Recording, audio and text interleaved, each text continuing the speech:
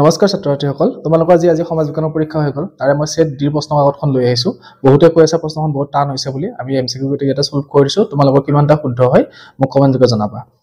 প্ৰথম প্ৰশ্নটো দিছে তোমালোকৰ এটা মিলুৱা আছে ইয়াতে অম্বিকাগিৰি ৰায়চৌধুৰী পদ্মনাথ গোহাঁই বৰুৱা লক্ষ্মীনাথ বেজবৰুৱা আৰু আনন্দৰাম ঢেকিয়াল ফুকনে এটো মিলাব লাগে তো এটোৰ কাৰণে শুদ্ধ উত্তৰটো হ'ব অপচন এ টু 1 টু বি ৰ লগত 2 টু চি ৰ লগত 3 টু ডি ৰ লগত আৰু 4 টু এ ৰ লগত নেক্সট 2 নম্বৰ প্ৰশ্নটো দিছে গান্ধাৰ শৈলীৰ সম্পৰ্কে তলৰ কোনটো উক্তি শুদ্ধ তো ইয়াতে চাৰিটা দিয়া আছে এ বি সি ডি তো ইয়াৰে কোনটো শুদ্ধ হ'ব খুদিছে তো এটোৰ কাৰণে শুদ্ধ উত্তৰটো হ'ব অপচন ডি যেটো দিয়া আছে ই গ্ৰীক ৰোমান শৈলীৰ সৈতে সম্পৰ্কিত এটো শুদ্ধ উত্তৰ 3 নম্বৰ প্ৰশ্নটো দিছে আমাক ভাৰতবৰ্ষৰ সাংস্কৃতিক ঐতিহ্যই ইয়াৰ ঐতিহাসিক বিচিত্ৰক কেনেদৰে প্ৰতিফলিত কৰে তো ইয়াৰ কাৰণে চাৰিটা অপচন দিয়া আছে ইয়াৰ শুদ্ধ উত্তৰটো হ'ব অপচন বি যেটো বেলেগ বেলেগ অঞ্চলক প্ৰতিনিধিত্ব কৰা বিভিন্ন ভাষাৰ উৎসৱ আৰু শিল্পকলাৰ জৰিয়তে এটো হ'ব আমাৰ শুদ্ধ উত্তৰ নেক্সট 4 নম্বৰ প্ৰশ্নটো দিছে এটা মিলুৱা প্ৰশ্ন দিছে আকৌ কথাকলি ভাৰতনাট্যম কথক আৰু কুচিপুড়ি ইয়াৰ কোনটো ক্ৰমত সজালে শুদ্ধ হ'ব এটো খুদিছে তো 4 নম্বৰটোৰ কাৰণে শুদ্ধ উত্তৰটো হ'ব অপচন এ টু 1 টু বি ৰ লগত 2 টু চি ৰ লগত 3 টু ডি ৰ লগত আৰু 4 টু এ ৰ লগত নেক্সট 5 নম্বৰ প্ৰশ্নটো দিছে যে ইয়াতে দাবী আৰু উক্তি দিয়া আছে ইয়াৰে কোনটো হ'ব খুদিছে তো এটো মই ডাইৰেক্ট উত্তৰটো কৈ দিছো তোমালোকক যে অপচন যেটো বি দিয়া আছে আমাৰ এ আৰু বি উভয় সত্য আৰু সৰি এ আৰু আৰ উভয় সত্য আৰু আৰ এৰ শুদ্ধ ব্যাখ্যা এটো আমাৰ শুদ্ধ উত্তৰ হ'ব অপচন বি টু নেক্সট 6 নম্বৰটো দিছে আইইউসিএন সম্পৰ্কে শুদ্ধ বাক্যবোৰ তলত দিয়া বিকল্পবোৰৰ পৰা বাছি লোৱা ইয়াতে চাৰিটা অপচন দিয়া আছে তো ইয়াৰে কোনটো হ'ব খুদিছে আমাক 6 নম্বৰটোৰ কাৰণে তো আমাৰ শুদ্ধ উত্তৰটো হ'ব যেটো অপচন ডি দিয়া আছে 1 আৰু 3 হে 1 আৰু 3 টো শুদ্ধ হ'ব গতিকে অপচন ডি টো আমাৰ শুদ্ধ উত্তৰ নেক্সট 7 নম্বৰটো দিছে চতুৰ্থ খণ্ড অৰ্থনীতিৰ বাবে তলৰ কোনটো বিকল্প শুদ্ধ এটা 7 নম্বৰটোৰ কাৰণে চাৰিটা অপচন দিয়া আছে আমাক তো এটোৰ কাৰণে শুদ্ধ উত্তৰটো কোনটো হ'ব অপচন বি যেটো দিয়া আছে আধুনিক পৰিবেশ অনুকূল প্ৰযুক্তি বিষয়ে উদ্ভাৱনীমূলক গৱেষণা এটো আমাৰ শুদ্ধ উত্তৰটো হ'ব নেক্সট 8 নম্বৰটোৰ কাৰণে হ'ব আকৌ দাবী আৰু কাৰণ দিয়া আছে এ আৰু আৰ তো ইয়াৰ কাৰণে শুদ্ধ উত্তৰটো বাছিব দিছে তো এটো কাৰণে শুদ্ধ উত্তৰটো হ'ব আমাৰ 8 নম্বৰৰ কাৰণে অপচন এ টু যেটো দিয়া আছে এ আৰু আৰ দুই উভয় শুদ্ধ এটো আমাৰ শুদ্ধ উত্তৰ নেক্সট 9 নম্বৰটো দিছে যে সম্পদ সংৰক্ষণৰ সম্পৰ্কত তলত দিয়া কোন কেইটা শুদ্ধ খুদিছে তো ইয়াতে চাৰিটা অপচন দিয়া আছে কোন কেইটা শুদ্ধ হ'ব খুদিছে তো এটোৰ কাৰণে আমাৰ শুদ্ধ উত্তৰটো হ'ব 9 নম্বৰটোৰ কাৰণে অপচন ডি যেটো দিয়া আছে 1 আৰু 3 সৰি 9 নম্বৰটোৰ কাৰণে অপচন ডি যেটো দিয়া আছে 1 আৰু 3 এটো শুদ্ধ উত্তৰ আমাৰ অপচন ডি টু নেক্সট 10 নম্বৰটো আকৌ দিছে দাবী আৰু কাৰণ দিয়া আছে এ আৰু আৰ তো ইয়াৰ ক্ষেত্ৰত কোনটো শুদ্ধ হ'ব খুদিছে মই ডাইৰেক্ট উত্তৰটোলৈ গৈছো অপচন এ যেটো দিয়া আছে এ আৰু আৰ উভয় সত্য আৰু আৰ এৰ শুদ্ধ ব্যাখ্যা এটো আমাৰ শুদ্ধ উত্তৰ হ'ব অপচন এ টু নেক্সট 11 নম্বৰ প্ৰশ্নটো চোৱা তলৰ শক্তি উৎসবোৰৰ কোন কেইটা বা কোনটো কাৰ্বন ডাই অক্সাইড গেছ উৎপন্ন নকৰে খুদিছে আমাক এটা বতাহ শক্তি দিয়া আছে ভূতাপীয় শক্তি দিয়া আছে জলবিদ্যুৎ শক্তি আৰু জীৱাশ্ম ইন্ধন ইয়াৰ ভিতৰত কোনটো আমাৰ কাৰ্বন ডাই অক্সাইড গেছ উৎপন্ন নকৰে খুদিছে গতিকে 11 নম্বৰটোৰ কাৰণে আমাৰ শুদ্ধ উত্তৰটো হ'ব অপচন বি যেটো 1 2 আৰু 3 এটো আমাৰ শুদ্ধ উত্তৰ নেক্সট 12 নম্বৰটোৰ কাৰণে শুদ্ধ উত্তৰটো হ'ব ইয়াতে এ আৰু আৰ দিয়া আছে দাবী এটা দিয়া আছে আৰু কাৰণ দিয়া আছে তো ইয়াৰ কাৰণে কোনটো শুদ্ধ হ'ব 12 নম্বৰটোৰ কাৰণে আমি মই ডাইৰেক্ট অপচনটো কৈ দিছো যেটো অপচন ডি দিয়া আছে তোমালোকৰ এ আৰু আৰ উভয় সত্য কিন্তু আৰ এৰ শুদ্ধ ব্যাখ্যা নহয় এটো আমাৰ শুদ্ধ উত্তৰ নেক্সট 13 নম্বৰটো চোৱা সুউচ্চ পৰ্বতসমূহ আৰু মেৰু অঞ্চলত থকা বৰফ স্তূপৰ গলনৰ ফলত কেনে ধৰণৰ বিৰূপ প্ৰভাৱ পৰিব পাৰে এটো আমাক খুদিছে যেটা চাৰিটা অপচন দিয়া আছে সাগৰ পৃষ্ঠ উত্থান উপকূলীয় বিশাল অঞ্চলত পানী বুৰ যাব নেক্সট 3 নম্বৰটো দিছে পানীৰ নাটনিৰ সমস্যা সমাধান হ'ব আৰু 4 নম্বৰটো দিছে জৈৱ বৈচিত্ৰ্য সুৰক্ষিত হ'ব তো ইয়াৰ কাৰণে শুদ্ধ উত্তৰ কোনটো খুদিছে তো 13 নম্বৰটোৰ কাৰণে শুদ্ধ উত্তৰটো অপচন ডি যেটো দিয়া আছে 1 আৰু 2 এই দুটা উক্তি শুদ্ধ আমাৰ গতিকে অপচন ডি টো শুদ্ধ উত্তৰ নেক্সট 14 নম্বৰটো চোৱা নদ নদীৰ পাৰত অৱস্থিত নগৰ অঞ্চলৰ প্ৰদূষণ সম্পৰ্কত তলৰ কোনটো উক্তি 1 আৰু 2 বিচাৰ কৰা শুদ্ধ উত্তৰ এটা বাছি উলিওৱা আমাৰ 1 নম্বৰ 2 নম্বৰ দিয়া আছে তো ইয়াৰ পৰা আমাক শুদ্ধটো বাছি উলিয়াব পাৰিছে তো আমাৰ 14 নম্বৰটোৰ কাৰণে এই শুদ্ধ উত্তৰটো হ'ব যেটো আমাৰ অপচন এ দিয়া আছে এ আৰু 1 আৰু 2 দুইটাই সত্য গতিকে হেতু আমাৰ শুদ্ধ উত্তৰ হ'ব নেক্সট 15 নম্বৰটো চোৱা পৰিবেশৰ আঞ্চলিক সমস্যাৰ সন্দৰ্ভত তলৰ উক্তি কেইটা বিচাৰ কৰা আৰু তলত দিয়া বিকল্পবোৰ শুদ্ধ উত্তৰটো বাছি উলিওৱা এটা কেইটামান অপচন দিয়া আছে আমাৰ 1 2 3 4 1 2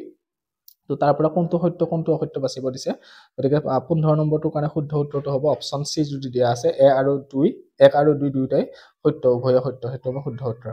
নেক্সট 16 নম্বৰটো চোৱা উত্তৰ গোলাৰ্ধৰ বিষয়ে তলৰ কোন কেইটা উক্তি সত্য উত্তৰ গোলাৰ্ধৰ আকৌ তিনিটা চাৰিটা উক্তি দিয়া আছে আমাৰ ইয়াৰে কোন কেইটা খুদিছে আমাক গতিকে 16 নম্বৰটোৰ কাৰণে শুদ্ধ উত্তৰটো হ'ব অপচন এ যেটো দিয়া আছে 1 আৰু 2 সত্য হেতু আমাৰ শুদ্ধ উত্তৰ নেক্সট 17 নম্বৰটো চোৱা তলত উল্লেখ কৰা বৈশিষ্ট্যসমূহৰ পৰা মহাসাগৰ চিনাক্ত কৰা ইয়াতে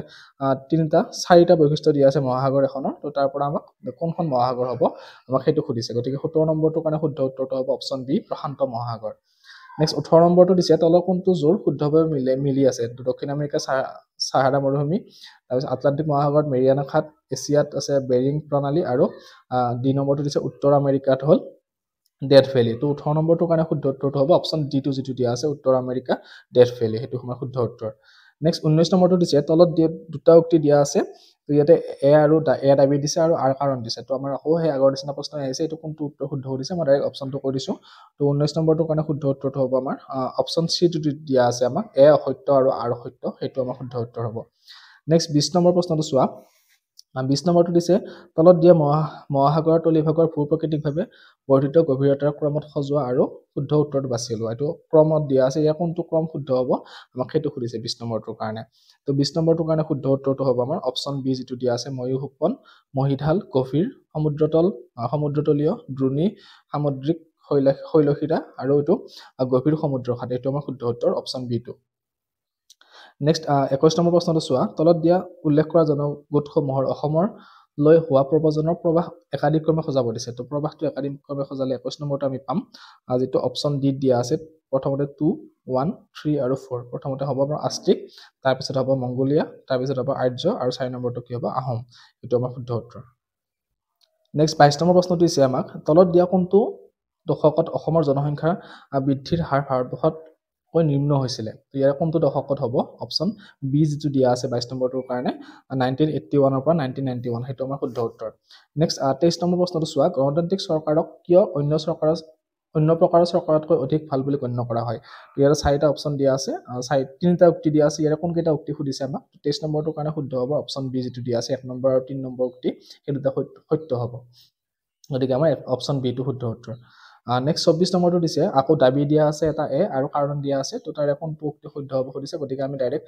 অপচনটো লৈ গৈছো 24 নম্বৰৰ কাৰণে তো 24 নম্বৰৰ কাৰণে শুদ্ধ উত্তৰটো হ'ব আমাৰ অপচন যিটো ডি দিয়া আছে এ আৰু আৰ দুয়োটাই সত্য আৰু আৰ এৰ শুদ্ধ ব্যাখ্যা সেইটো আমাৰ শুদ্ধ উত্তৰ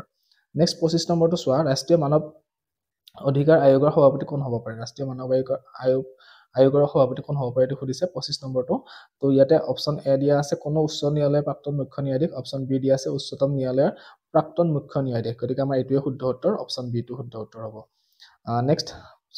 26 নম্বৰটো চোৱা 26 নম্বৰটো আমাক কি দিছে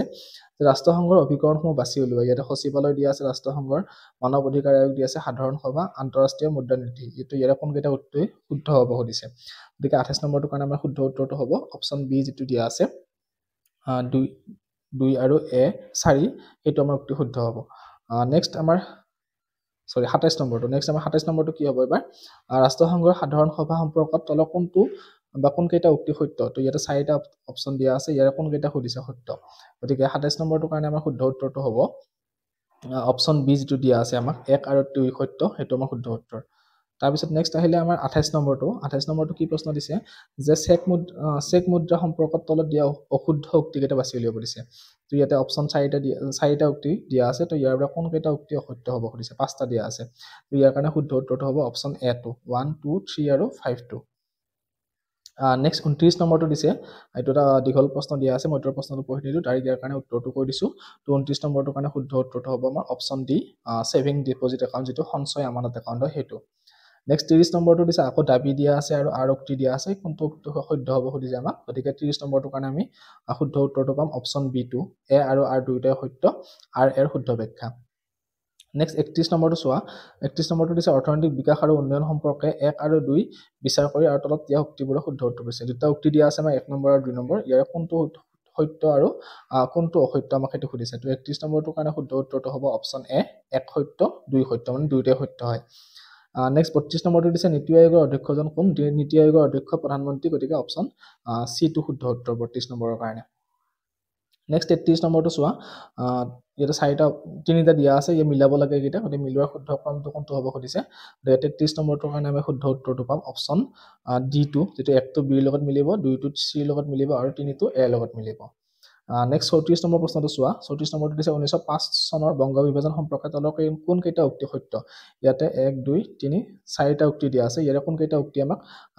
শুদ্ধ সুধিছে গতিকে 34 নম্বৰৰ কাৰণে শুদ্ধ উত্তৰটো হ'ব অপচন এ 1 2 আৰু 4 নম্বৰ উক্তিটো সত্য